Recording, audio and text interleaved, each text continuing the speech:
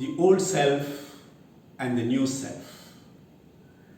Dear friends, St. Paul teaches us that we have to put off the old self with its practices and put on the new self, which is renewed in the knowledge of its Creator, which is renewed in the image of its Creator. Colossians chapter 3. Paul teaches us that we have an old self and a new self. Paul enumerates the characteristics of the old self: sexual immorality, passion, evil desire, lying to one another.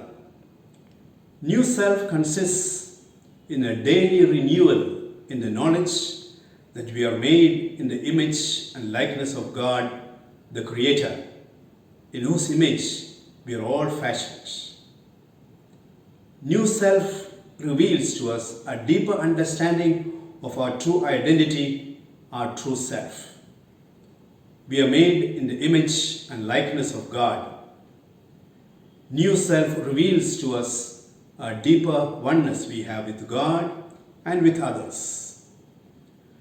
Another quality of the old self, which is also known as ego, is the desire for more and more. In other words, it is avarice.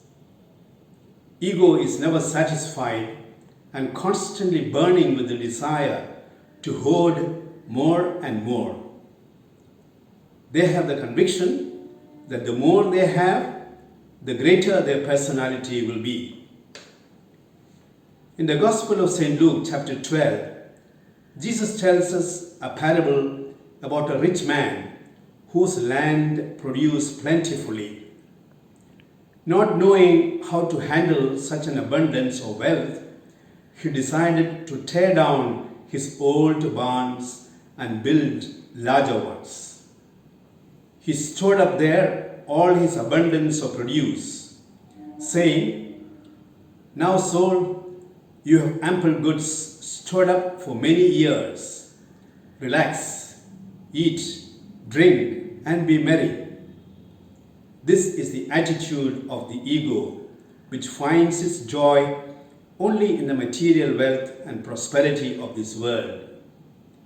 He does not have a life beyond this world.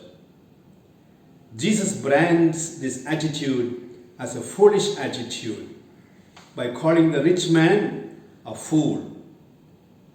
Jesus explains that the rich man has another dimension to his life which is more lasting and permanent than the fleeting wealth and possessions of this world.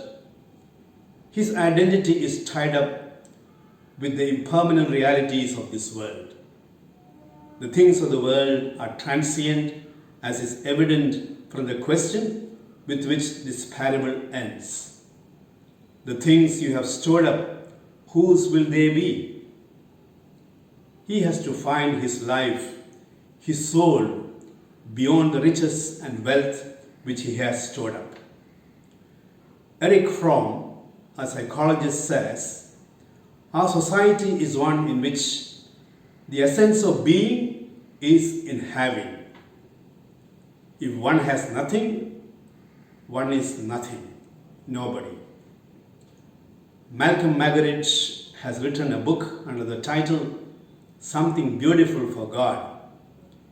It is the life of Mother Teresa, to whose influence he attributes his conversion from being a Protestant to Catholicism. He describes our life as a cruise in an ocean liner. "When I got into the boat, my concerns were, will I get a window cabin? Will I get a chance to eat at the captain's table? Who are the important passengers with whom I travel, etc. Now, when I disembark, all these considerations become useless."